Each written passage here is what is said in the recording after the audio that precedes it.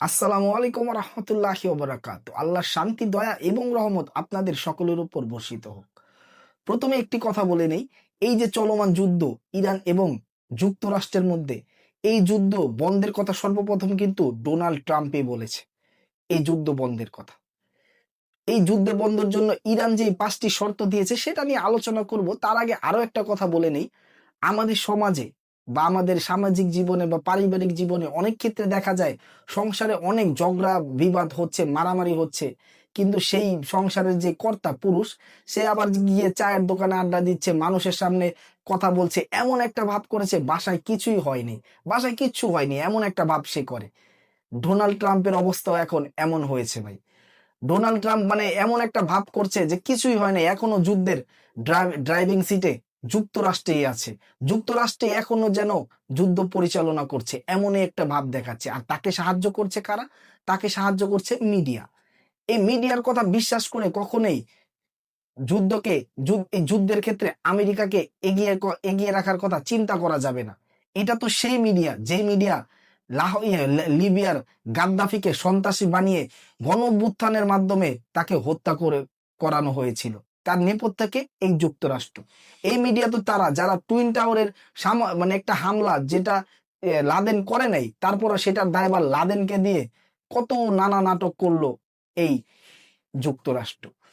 তারপর আরো একটি কথা, এই যে বর্তমান সময়ে বিভিন্ন যারা এই যে ভেনেজুয়েলার প্রেসিডেন্টকে তাদের দেশ থেকে ধরে নিয়ে আসলো, মানে বিভিন্ন সন্ত্রাসী নাটক কত কিছু করে তারপরে করাচ্ছে, আর তাকে সাহায্য করছে কে? এই মিডিয়া।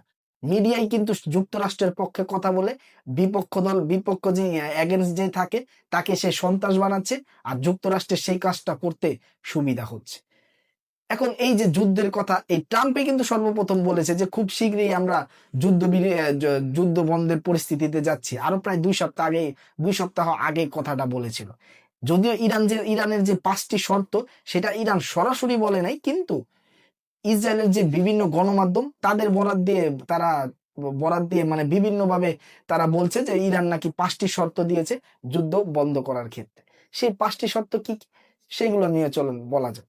প্রথম শর্ত হলো, যুক্তরাষ্ট্রকে বলতে হবে যে তারা আর কখনোই ইরানে হামলা করবে না।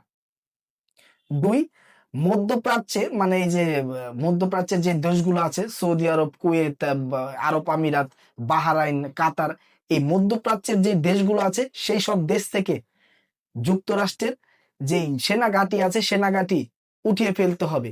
এই মধ্যপ্রাচ্যে যুক্তরাষ্ট্রের কোনো সেনাঘাঁটি রাখা যাবে না।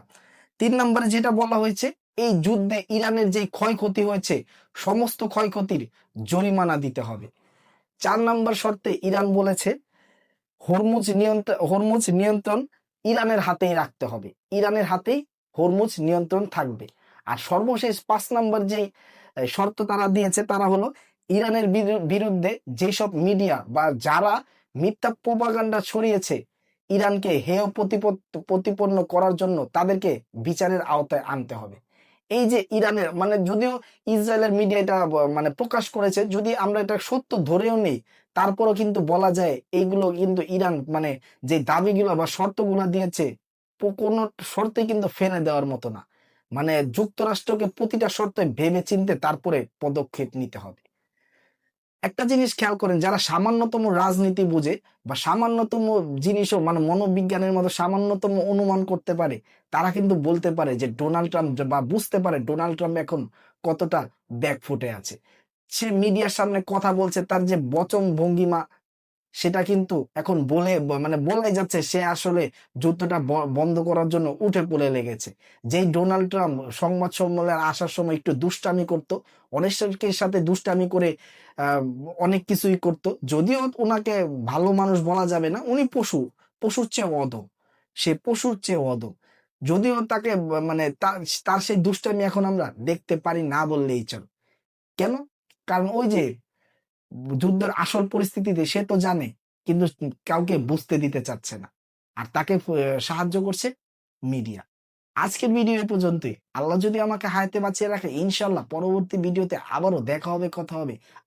আসসালামু আলাইকুম ওয়া রাহমাতুল্লাহি ওয়া বারাকাতুহু।